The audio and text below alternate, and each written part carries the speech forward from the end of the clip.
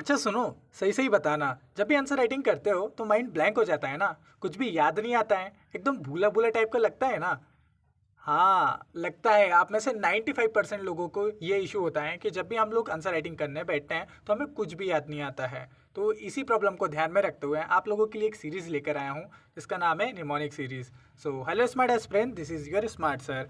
तो ये जो निमोनिक सीरीज है इसका हमारा सेकंड पार्ट है। इसमें हम लोग जो है रेडीमेड वे फॉरवर्ड और कंक्लूजन देखते हैं और वो सारी चीज़ें जो यूपीएससी की रिपीटेड थीम है उससे रिलेटेड हम लोग निमोनिक्स को याद करते हैं। अब देखो, आप लोगों ने देखा होगा कि जब भी टॉपर्स की कॉपी पढ़ते हो आप लोग, कि आपने देखा होगा कि क्वेश्चन जो होते हैं कुछ कॉमन होते हैं। उसमें क्वेश्चन में ज़्यादातर जो यूपीएससी पूछता है आप लोग को कहीं ना कहीं वे फॉरवर्ड बताना पड़ता है, कहीं ना कहीं चैलेंजेस बताने पड़ते हैं या इशू बताना पड़ता है। ठीक है, इश्यूज़ हो गया उसके, या नेगेटिव्स क्या हैं, या उसके पॉजिटिव क्या हैं, या उसके आर्गूमेंट क्या हैं, आर्गूमेंट क्या है, फेवर क्या है, बे अहेड लिख देता है, शॉर्ट कमिंग बोल देता है। तो ये सब जो होते हैं ना, ये सिनोनिम्स वर्ड होते हैं, इनमें ना कुछ पॉइंट्स यूज़ करने होते हैं और मैनी टाइम क्या होता है आपका ब्लैंक हो जाते हो इन पॉइंट्स को यूज़ करते टाइम। लेकिन जब टॉपर्स की देखते हो तो टॉपर्स लोग तो देखो भर भर के लिखते हैं, चैलेंजेस भी भर भर भर के पॉइंट्स लिखते हैं। आखिर ये कैसे याद आ जाते हैं इन लोग को? तो मुझे इनका तरीका तो नहीं मालूम कि कैसे याद करते होंगे, बट मैं आपको आपको सिंपल तरीके से ये जो पॉइंट्स है ना बहुत जल्दी आप लोग को याद हो जाएंगे, वो मैं करवा सकता हूँ। और वो मैं करवाऊंगा ये निमोनिक सीरीज़ के थ्रू। निमोनिक से हम लोग सारी चीज़ें जो हैं याद कर लेंगे, वे फॉरवर्ड याद करते जाएंगे, जो रिपीटेड थीम बार बार यूपीएससी क्वेश्चन पूछता है उसको मैं आपको याद करवा दूंगा। तो ये जो हमारी निमोनिक सीरीज़ है ये हमारी पावर ऑफ थीम सीरीज़ यानी कि पॉड सीरीज़ का पार्ट है, जिसमें आप लोग यहाँ पर देख रहे हैं ये है हमारा निमोनिक। तो निमोनिक्स को हम लोग जो है एक एक करके अभी देखने वाले हैं। आज हम लोग इंटरनल सिक्योरिटी के सारे निमोनिक्स खत्म कर देंगे। इससे पहले वाला पार्ट अगर आपने नहीं देखा तो डिस्क्रिप्शन में लिंक है, आप जाके उसको देख सकते हैं। और इसकी पीडीएफ भी आप लोग को टेलीग्राम ग्रुप में मिल जाएगी। हमारे टेलीग्राम ग्रुप का जो नाम है वो है स्मार्ट एस्पिरेंट, वहाँ से आप लोग कर सकते हैं। देखिए, इसमें जो हम लोग टेक्निक का यूज़ करने वाले हैं वो 4R टेक्निक है। 4R टेक्निक हमारी ब्रह्मास्त्र टेक्निक है, एक्टिव रिकॉल का बाप टेक्निक है। तो इसमें सबसे पहले हम लोग चीज़ों को देखते हैं, देन उसमें रिकॉल करते हैं। रिकॉल करने के लिए मैं बताऊंगा पूरी प्रोसेस क्या है, आपको बस याद हो जाएगा, टेंशन बिल्कुल भी नहीं लेना है, बस मैं जो प्रोसेस को बताऊँ उसको दोहराते जाना है। तो चलिए सबसे पहले बात करते हैं हम लोग हमारी पहली निमोनिक की। तो पहली निमोनिक है कि जो हमारा क्रिटिकल इंफ्रास्ट्रक्चर सेक्टर है उससे रिलेटेड है। अब देखो, होता क्या है कि क्रिटिकल इंफ्रास्ट्रक्चर हमारे देश की रीढ़ की हड्डी होते हैं। अगर इनमें से किसी भी चीज़, या कह दो ये एक पिलर होते हैं, अगर एक भी पिलर गिर जाएगा ना तो हमारे देश में ना भारी नुकसान होने वाला है।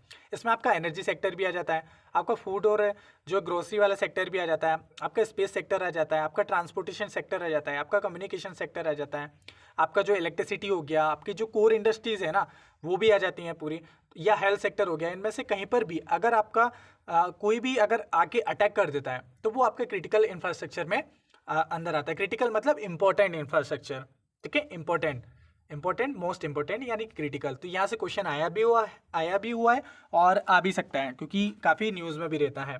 तो अब होता क्या है कि इसमें काफ़ी सारे चैलेंजेस होते हैं, साइबर सिक्योरिटी के चैलेंजेस होते हैं, कई बार साइबर अटैक हो जाते हैं, कई बार इंटरनल सिक्योरिटी के आपने देखा होगा कि नक्सलिज्म बहुत इंपॉर्टेंट इशू बना हुआ है, कि वो लोग इंफ्रास्ट्रक्चर को तबाह करते हैं, हमारे डेवलपमेंट में ये बाधा बन के रहते हैं। तो कुछ ना कुछ तो वे फॉरवर्ड होगी इसके लिए। तो वो वे फॉरवर्ड को याद करने के लिए जो ट्रिक है वो है आपकी यहाँ पर क्रिटिकल इंफ्रा ही आपकी जो है निमोनिक है। तो हमारी फर्स्ट निमोनिक है, या इसको ट्रिक भी बोलते हैं। तो हमारी जो फर्स्ट निमोनिक है, क्रिटिकल इंफ्रास्ट्रक्चर को सुधारने के लिए, या उसमें क्या सुझाव दे सकते हैं हम लोग सरकार को कि ये क्रिटिकल इंफ्रास्ट्रक्चर हम लोग को सुधारना चाहिए। तो देखो, मैंने निमोनिक्स बहुत ही सिंपल, वेरी सिंपल बनाई है जो आपको याद हो सके। अब जैसे देखो, हम लोग टॉपिक पढ़ रहे हैं क्रिटिकल इंफ्रास्ट्रक्चर, तो अब उसके रिलेटेड हम लोग वे फॉरवर्ड जान रहे हैं ना, तो हम लोग याद भी उसी के नाम से ही कर लेते हैं ना, क्यों हम लोग अलग से कोई ट्रिक या निमोनिक बनाए। देखो, अभी तक निमोनिक्स में होता क्या था कि आप लोगों ने जितने भी निमोनिक्स देखी होंगी वो अलग अलग होती थी, मतलब कि कॉम्प्लिकेटेड हो जाती थी, वो टॉपिक से हटके हो जाती थी। तो कई बार जो होता था ना, हम लोग को निमोनिक्स को ही अलग से याद करना पड़ता था। बट अब क्या है, आपको निमोनिक्स को अलग से याद करने की जरूरत ही नहीं। आपका जो टॉपिक है वो टॉपिक याद कर लो, टॉपिक से आपको वे फॉरवर्ड याद हो जाएंगी। समझ रहे हो? तो बहुत सिंपल वे में जो है मैंने ये चीज़ें यहाँ पर ऐड करी हैं। तो चलो बात करते हैं। हाँ, इससे पहले ये देख लो कि ये जो चार्ट है, ये चार्ट क्या बताता है कि इतने अटैक हुए हैं हमारे यहाँ पर। अभी रिसेंटली एक अटैक हुआ था, हमारी कोई से ऐप था, गवर्नमेंट का ऐप, उसमें अटैक हुआ था। आपने देखा था कि एम्स के कुछ डाटा पे हैक कर लिया था। और आपने देखा था कि मुंबई में भी अभी रिसेंटली कोविड के टाइम पे क्या हुआ था कि कुछ टाइम के लिए ब्लैकआउट हो गया था, और ये कंट्रोल कर रहा था चाइना के थ्रू से जो है साइबर अटैक हुए थे। तो ये हमारे ना क्रिटिकल इंफ्रास्ट्रक्चर में मेनी टाइम अटैक करते हैं, अटैक होते रहते हैं। तो उसके लिए हम लोग को सुझाव देना है गवर्नमेंट को, या आपके पास जो क्वेश्चन आए तो उसको आपको हैंडल करना है। तो चलो, हमारी जो निमोनिक्स है, हमारी जो ट्रिक है वो है क्रिटिकल इंफ्रा। तो चलो देखते हैं क्या है। क्रिटिकल में सी से हुआ आपका साइबर सिक्योरिटी स्टैंडर्ड। तो ये कहता है कि जो है हम लोग को एक BIS जो इंडस्ट्रियल साइबर सिक्योरिटी एक स्टैंडर्ड होना चाहिए, इस पर एक्शन लेना चाहिए। जैसे कि एग्जांपल है कि आपका इम्प्लीमेंट करा जाए ISO और EIC, ये जो है इनको इन्हांस सिक्योरिटी को इन्हांस करने के लिए। अभी भी होता है बट इसको ना और आप लोग को इन्हांस करना चाहिए। तो यहाँ पर हम लोग को पता चलता है कि जो साइबर सिक्योरिटी स्टैंडर्ड है उसको हम लोग को बढ़ाना चाहिए। ओके, अभी आप लोगों ने देखा होगा कि इक्विपमेंट वगैरह इन सब में देखने को मिलता है ज़्यादातर, लेकिन जो साइबर सिक्योरिटी के लिए जो स्टैंडर्ड है वो अभी प्रॉपरली डिफाइंड नहीं है। तो यहाँ पर ये जो है साइबर सिक्योरिटी स्टैंडर्ड, ये एक आ गया हमारा वे फॉरवर्ड, अगर क्रिटिकल इंफ्रास्ट्रक्चर में हम लोग सुधार की बात करें। ओके, तो और रेगुलेटरी स्टैंडिंग होना चाहिए, मतलब कि इन्फोर्स करना चाहिए एक रेगुलेशन को, रोबस्ट एक रेगुलेशन को। ये वर्ड यूज़ कर सकते हो, कीवर्ड, ठीक है। एग्जांपल है जैसे कि अप्लाई करो NERC policies in critical sector में। देन इंक्रीजिंग फंडिंग, क्या होता है कि फंडिंग की कमी होती है, जिसके कारण क्या होता है कि हम लोग जो प्रॉपर तरीके से जो वहाँ की साइबर सिक्योरिटी उसको ध्यान में नहीं रख पाते हैं। तो हम लोग को क्या करना चाहिए कि बजट में जो है और पैसे लगाने चाहिए साइबर सिक्योरिटी के लिए। एग्जाम्पल है government and private sector investment, आप लोग कर सकते हैं, मतलब PPP मॉडल पे आप लोग जो है इसको यूज़ कर सकते हो। टी से क्या हुआ, आपका जो टी यहाँ पर दिख रहा है, यहाँ पर ये आपका टी दिख रहा है, ये टी से ट्रेनिंग एंड अवेयरनेस प्रोग्राम चला सकते हो आप लोग, जैसे कि इन्वेस्ट कर सकते हो in cyber security in training program में, और पब्लिक अवेयरनेस कैंपेन वगैरह चला सकते हो, इम्प्लीमेंट कर सकते हो बेस्ट प्रैक्टिस को, ठीक है, सिक्योरिटी के लिए। और साथ ही साथ जो है कॉम्प्रिहेंसिव पॉलिसी बना सकते हो, सी से हो गया ये अगले वाले सी से, ठीक है। एक होलिस्टिक साइबर सिक्योरिटी एक पॉलिसी बना सकते हो, ठीक है, एक नेशनल लेवल पे बना सकते हो जो कि कवर करे सारे जो है सेक्टर को। ऐसे अडॉप्ट मॉडर्न टेक्नोलॉजी को अडॉप्ट कर सकते हो। ओके, और देन एल से क्या हो गया आपका लेगेसी सिस्टम अपग्रेड।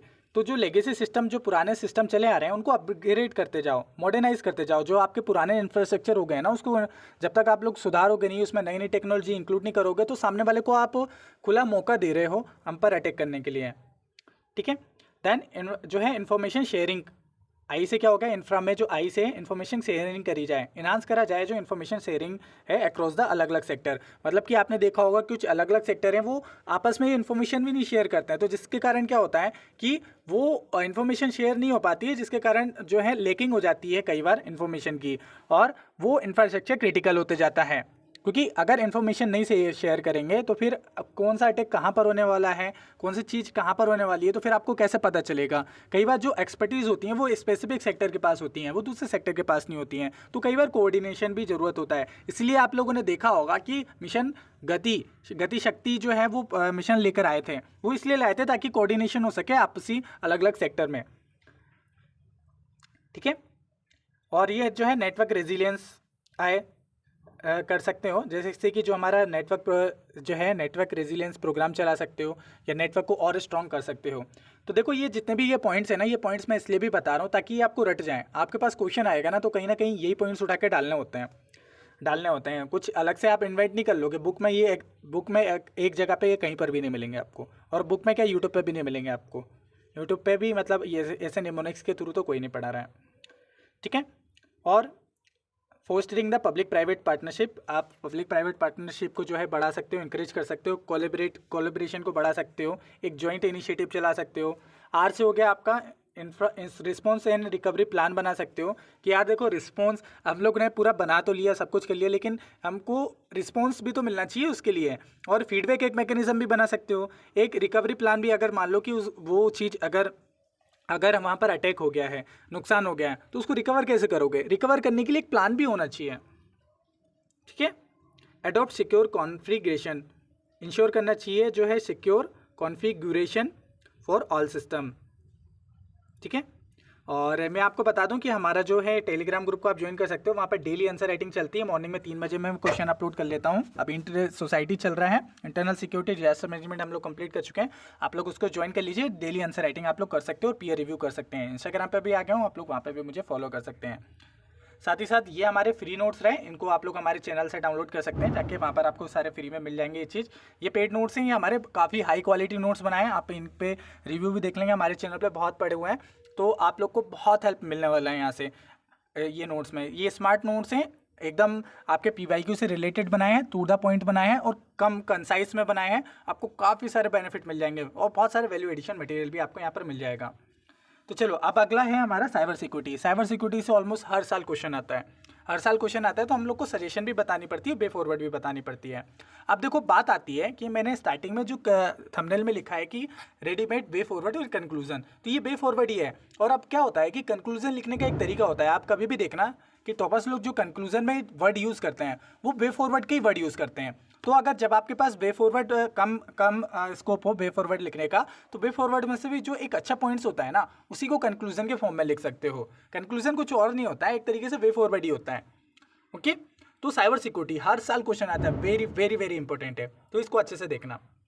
बाकी इसको डिटेल में मैं हमारे इंटरनल सिक्योरिटी के आप नोट्स ले सकते हो, 99 रुपीज़ में, बहुत ही मार्जिन मैंने वो रखा हुआ है, तो आप लोग वहाँ से इसमें ये सारी चीज़ों को डिटेल में भी देख सकते हो।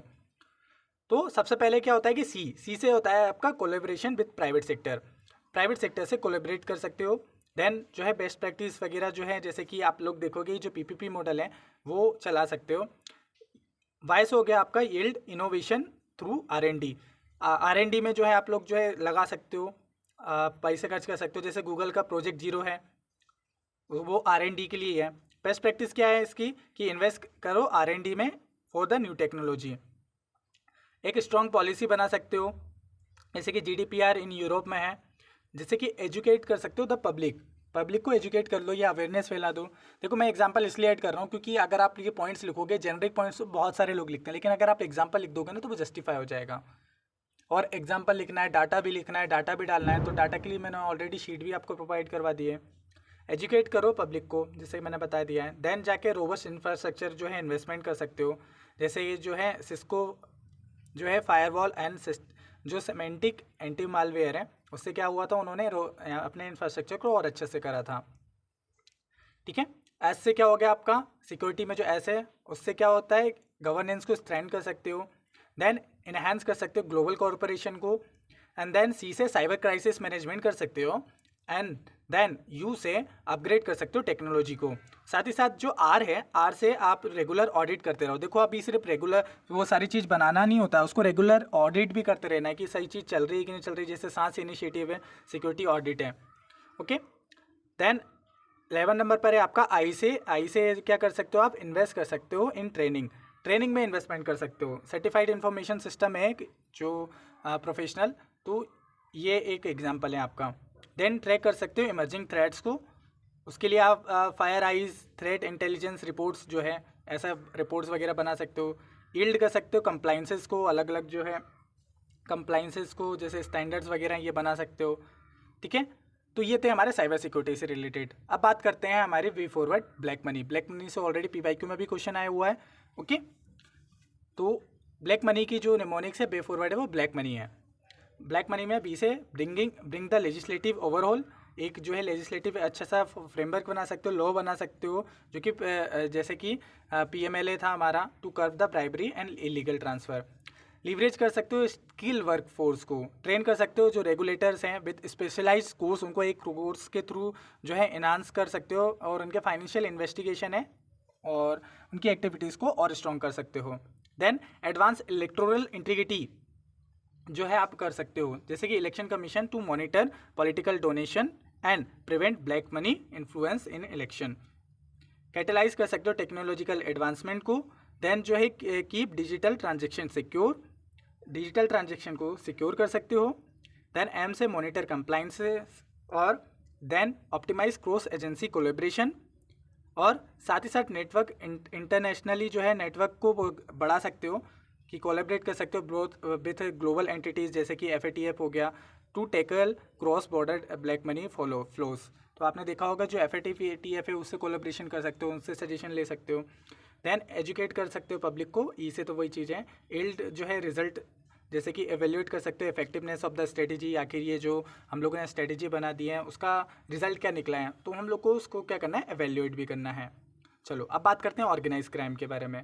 तो ऑर्गेनाइज क्राइम भी हमारे टॉपिक उसमें सिलेबस में कीवर्ड में मेंशन ही है, तो इसको भी देख लेते हैं कि अगर इसको सॉल्यूशन हम लोग को प्रोवाइड करवाना है तो क्या है। उससे हो गया ऑर्गेनाइज लॉ। तो इसमें ओ से क्या हुआ आपका, ऑर्गेनाइज लॉ, मतलब कि जो लॉ है उसको अच्छे से ऑर्गेनाइज कर सकते हो, एक कॉम्प्रिहेंसिव लॉ को इम्प्लीमेंट कर सकते हो। आर से हो गया आपका रिफॉर्म विटनेस प्रोटेक्शन जो है यूज़ कर सकते हो, एक सिक्योरिटी विटनेस सेफ्टी बना सकते हो, मतलब कि जो विटनेस है जो उस क्राइम के बारे में बता रहा है उसको सिक्योर कर सकते हो। देन गैदरिंग इंटेलिजेंस, शेयर कर सकते हो information across the agency. And then asset जो है एसेट कॉन्फिस्केशन, इसमें सीज कर सकते हो इलीगल एसेट्स वगैरह जो है उनको, एक नेटवर्क एजेंसी बना सकते हो, साथ ही साथ इंटरनेशनल कोऑपरेशन कर सकते हो, एक ग्लोबल पार्टनर के साथ ना वर्क कर सकते हैं। Zero in on crime, focus on the high impact criminal activities, जो हाई इम्पैक्ट क्रिमिनल एक्टिविटीज़ हैं उन पर फोकस कर सकते हो, ट्रेनिंग को इन्हांस कर सकते हो, डाटाबेस इंटीग्रेशन कर सकते हो, साथ ही साथ कॉम्प्रिहेंसिव स्ट्रेटेजी बना सकते हो, और फिर डेवलप कर सकते हो इन ऑल जो है इनकम्पासिंग जो प्लान है हमारे। रेगुलर अपडेट कर सकते हो, रेगुलर अपडेट आप लोग को प्रोवाइड करते रहना है और देखते रहना है चीज़ों को। इन्वेस्ट कर सकते हो इन रिसोर्सेज में, एंड मॉनिटर एक्टिविटीज़ को भी मॉनिटर कर सकते हो, एंड इफेक्टिवनेस एवेल्यूशन कर सकते हो। तो ये थे हमारे ये जो हम लोगों ने अभी तक निमोनिक्स देखे हैं, ये ऑलमोस्ट हमारे सारे इंटरनल सिक्योरिटी के निमोनिक्स जो मेरे पास अभी तक थे, और भी आते जाएंगे तो मैं आप लोग के साथ शेयर करते जाऊंगा। आपके पास हो तो आप लोग भी कमेंट करके बताइएगा। तो पिछली वाली वीडियो जरूर देख लीजिएगा और ये वाली वीडियो भी आप लोग को देखना है। तो ये तो था हमारा फर्स्ट आर। अब हम लोग बात करते हैं सेकेंड आर की। सेकेंड आर में क्या करना है, अब आपको जाके सेकेंड आर में अब आपको जाके क्या करना है, ये जितना भी मैंने आपको अभी निमोनिक्स बताई हैं, जितने भी मैंने आपको निमोनिक्स बताई हैं, इन सबको रिवाइज करना है कमेंट सेक्शन में जाके। तो सबसे पहले मैंने बताया था क्रिटिकल इंफ्रास्ट्रक्चर, तो नीचे जाके आपको कमेंट सेक्शन में लिखना है क्रिटिकल इंफ्रास्ट्रक्चर के क्या होता है, जैसे कॉम्प्रिहेंसिव पॉलिसी देखा था हम लोगों ने, और मैं बता देता हूँ, पीछे कर देता हूँ, शॉर्ट में एक बार देख लेते हैं, ठीक है। जो हमारा सेकंड आर है, सेकंड आर की प्रैक्टिस आपको कमेंट सेक्शन में करनी है। जो थर्ड आर है हमारा वो होता है री रिवाइज, तो री रिवाइज में मैं जल्दी जल्दी करवा दे रहा हूँ आपको। तो साइबर सिक्योरिटी स्टैंडर्ड बना सकते हो, साथ में रेगुलेटरी जो है स्टैंडिंग कर सकते हो, इंक्रीज कर सकते हो, फंडिंग और ट्रेनिंग अवेयरनेस चला सकते हो, बेस्ट प्रैक्टिस को इम्प्लीमेंट कर सकते हो, कॉम्प्रिहेंसिव पॉलिसी बना सकते हो। लेकिन देखो ये जो पॉइंट्स लिख रहा हूँ इसको हमेशा एग्जाम्पल के साथ लिखना है, तभी जो है वो पॉइंट में दम आएगा। इन्फॉर्मेशन शेयरिंग कर सकते हो, नेटवर्क रेजिलियंस बना सकते हो, फोस्टिंग कर सकते हो पब्लिक प्राइवेट पार्टनरशिप को। देन ये सारे पॉइंट्स हम लोगों ने देखे थे। Then collaborative with private sector कर सकते हो, साइबर सिक्योरिटी से रिलेटेड बिल्ड स्ट्रॉन्ग पॉलिसी बना सकते हो, एजुकेट कर सकते हो पब्लिक को, रोबस्ट इंफ्रास्ट्रक्चर बना सकते हो। देन साथ में स्टैंडर्ड कर सकते हो, गवर्नेंस को एनहांस कर सकते हो, ग्लोबल कोऑपरेशन को, साइबर क्राइसिस मैनेजमेंट कर सकते हो, अपग्रेड कर सकते हो टेक्नोलॉजी को, invest in training and track emergency threat and bring कर सकते हो। ये ब्लैक मनी से रिलेटेड है, लेजिस्लेटिव ओवरऑल को ये वर्ड यूज़ कर सकते हो, ठीक है। और देन एडवांस इलेक्टोरल इंटीग्रिटी कर सकते हो, कैटेलाइज कर सकते हो टेक्नोलॉजी इन्वेस्टमेंट को, and keep digital transaction secure. साथ ही monitor compliances, optimise cross agency and network internationally, educate कर सकते हो पब्लिक को, यील्ड रिजल्ट पे फोकस कर सकते हो। ऑर्गेनाइज क्राइम में ऑर्गेनाइज करना है रॉ को, रिफॉर्म करना है, गैदर करना है इंटेलिजेंट को, एसेट का जो है कॉन्फिस्केशन करना है, एंड देन नेटवर्क एजेंसी को स्ट्रॉन्ग करना है, जीरो इन क्राइम होना चाहिए, ठीक है, इन्हांस करना चाहिए ट्रेनिंग को, कॉम्प्रिहेंसिव स्ट्रेटजी हो सकती है, मॉनिटर एक्टिविटीज़ को मॉनिटर कर सकते हो, और इफेक्टिवनेस जो है वो कर सकते हो। तो ये थे हमारे निमोनिक्स। जो इंटरनल सिक्योरिटी हमारा कंप्लीट हो गया है। इंटरनल सिक्योरिटी के बाद हम लोग जो है हम लोग निमोनिक्स उठाएंगे डिजास्टर मैनेजमेंट की, क्योंकि ये जो टॉपिक ऐसे हैं जो डायरेक्ट आते हैं, छोटे से टॉपिक होते हैं, तुरंत खत्म करो, और हाई स्कोरिंग टॉपिक होते हैं, आप इन पे अच्छे खासे स्कोर कर सकते हो। तो इसके बाद डिजास्टर मैनेजमेंट उठाएंगे, उसको हम लोग कंप्लीट करेंगे। तो ये टॉपिक, ये लेक्चर अगर आपको अच्छा लग रहा हो तो आप लोग कमेंट करके जरूर बताइएगा, और अपने दोस्तों के साथ शेयर करने का आइडिया बिल्कुल भी बुरा नहीं है। और मैं सभी लोगों के कमेंट देखूंगा। आप लोग देखो कि बाकी वीडियोज़ में के नीचे भी जाके देख लोगे, लोग लिटरली प्रैक्टिस कर रहे हैं और अपनी आंसर राइटिंग में इम्प्लीमेंट कर रहे हैं, और सब लोग को लिटरली बेनिफिट मिल रहा है। तो आप लोग भी इस इनिशिएटिव का पार्टिसिपेट हुई है, आप कमेंट करके बताइए, मैं सबका चेक करता हूँ, जिसका अच्छा कमेंट होगा मैं उसका कमेंट पिन कर दूंगा। तो आई होप जो वीडियो आपको लिए अच्छा लगा होगा। तो हमेशा की तरह खुश रहिए, मुस्कुराते रहिए। जय हिंद, जय भारत।